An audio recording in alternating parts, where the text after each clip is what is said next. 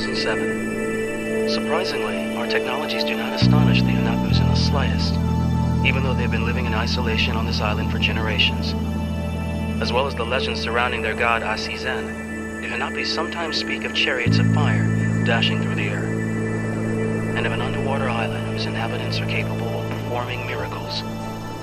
Could this be the island of Atlantis? I believe I'm on the verge of making an invaluable discovery. Ross Randall, ethnologist.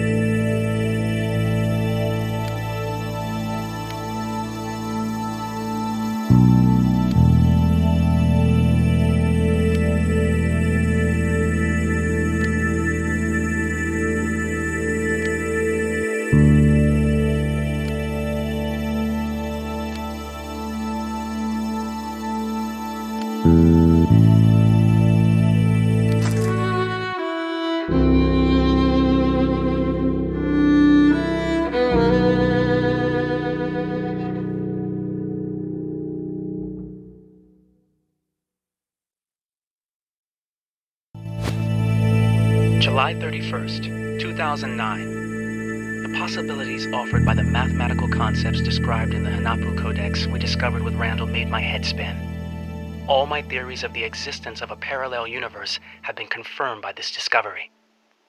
Not only do parallel universes exist, but, what's more, I theoretically know how to access them. I am dumbstruck by the infinite perspectives that open up before us.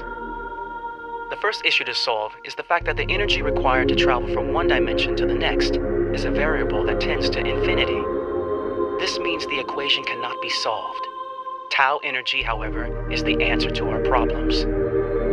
We are due to start work on the first machine that can travel to parallel realities.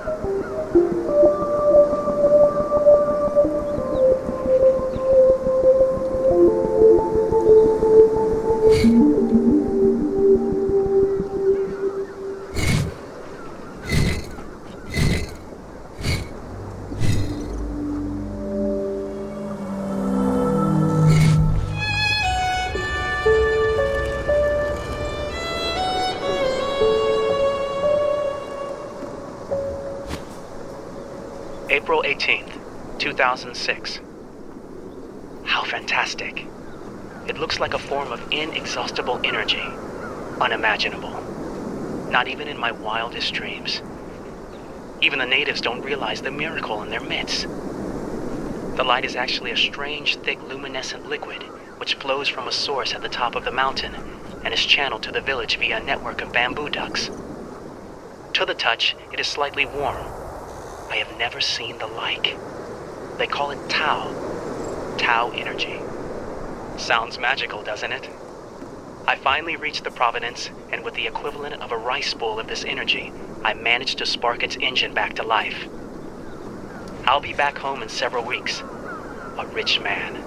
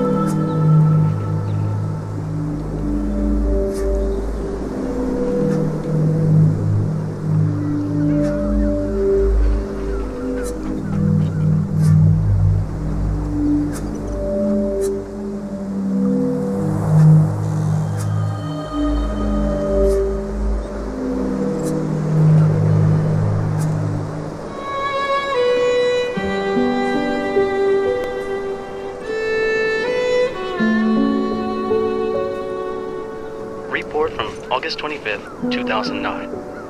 The Hunapus use a number system inherited from the ancient Mayas that is based on a vigesimal system composed of numbers from 1 to 19. Each figure is written with a combination of dots and lines. One dot represents a unit, and a line equals 5 units. To represent numbers above 19, the Mayas added another figure above the first. Ross Randall, ethnologist.